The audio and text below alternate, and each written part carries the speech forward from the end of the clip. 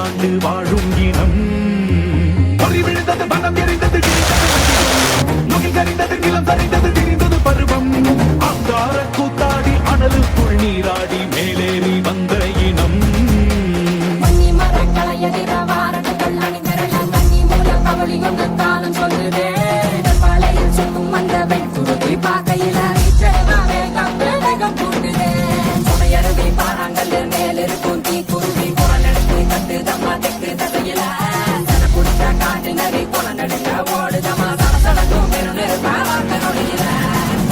இருத்தோடு எடுத்து வா, குருவாடு எடுத்து வா, ஒரு சூடு எடுத்து வா.